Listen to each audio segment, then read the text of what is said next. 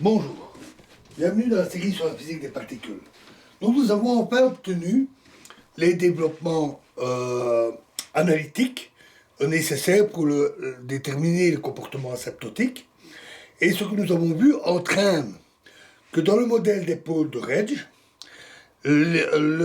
l'expression asymptotique de l'amplitude f de t, θ t, dans la troisième voie, se ramène à l'intégrale le long de la droite verticale, donc dans le plan complexe, les points entiers, les pôles, alpha 1, alpha 2, alpha 3, donc le long de la droite verticale, le contour C1, et la somme des résidus au pôle à droite de la ligne droite C1, donc les résidus autour des pôles. Donc on trouve que f plus ou moins tx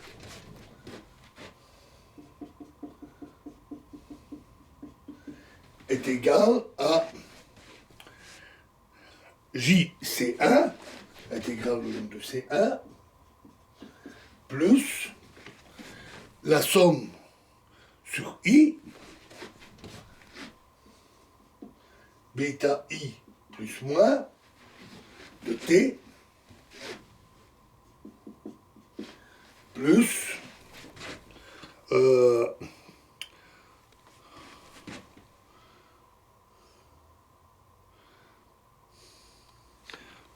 donc fois 2 alpha I plus 1 divisé par sinus pi alpha I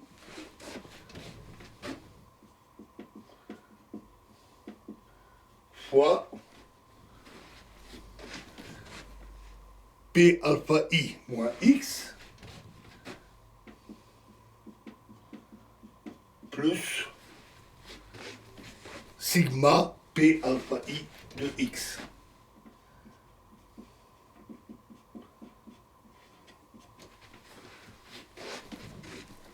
Ici, les bêta I plus ou moins de T, sont les résidus au pôle alpha I.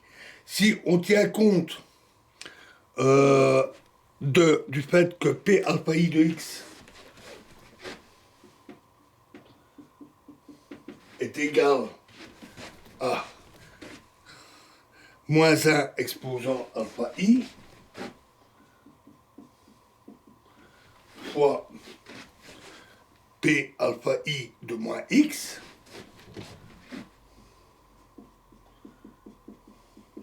et que moins 1 exposant alpha I est égal à E exposant I pi alpha I,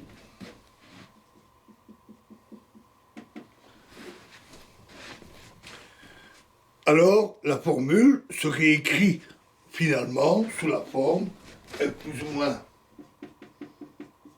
Tx égale JC1 plus la somme sur I de 2 alpha I plus 1 fois bêta I plus ou moins T 1 plus sigma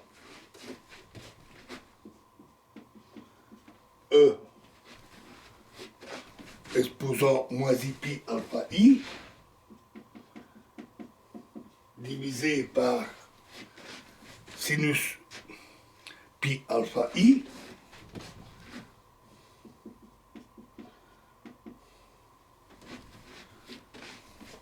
fois P alpha I de moins X.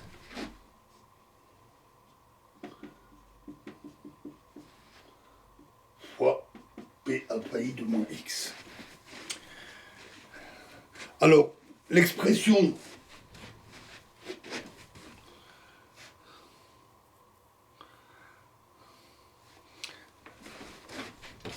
l'expression zeta i de t, qui est égal à 1 sur sinus pi alpha i, fois 1 plus sigma exposant moins i pi alpha i, est appelé facteur de signature. Si cosinus θ t tend vers l'infini, alors compte tenu de la formule asymptotique des polynômes de Legendre qu'on a vu, et si on néglige l'intégrale asymptotiquement décroissante de JC1, qui au niveau asymptotique étant x exposant moins alpha, alors on obtient f plus ou moins tx environ égal, donc dans le domaine asymptotique, somme sur i et 2 alpha i plus 1 fois bêta i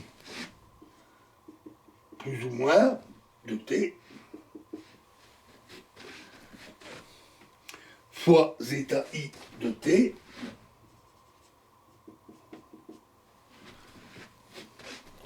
fois moins cos θ t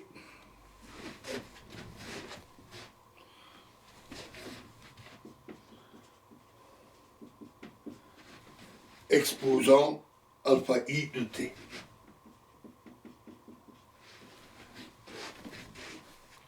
C'est la forme asymptotique du processus 1 plus 2 dans 3 plus 4 que nous avions pris en exemple et dans la boîtier du modèle des pôles de Regge. Lorsque les spins de toutes les particules sont nuls. Les fonctions bêta i plus ou moins de t et alpha i de t sont inconnues puisqu'elles dépendent des pôles qu'il faut déterminer. On va en reparler. Pour trouver l'expression de l'amplitude de la voie S pour ce processus, passons de la voie T à la voie S. Nous avons déjà dit que dans le cas de particules sans spin, les amplitudes de la voie S et T sont constituées par la même fonction invariante, mais prises pour des valeurs différentes de S et T. C'est pourquoi il faut, en utilisant cette formule, remplacer cosinus θ t par la quantité S et admettre que S est positif et T négatif. On obtient F plus ou moins ST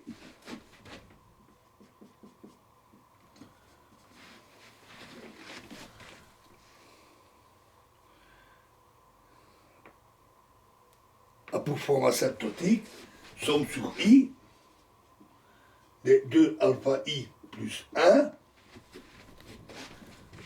fois bêta i plus ou moins de t, bêta i plus moins de t,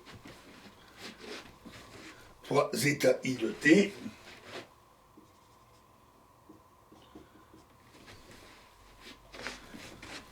fois E exposant alpha i de t.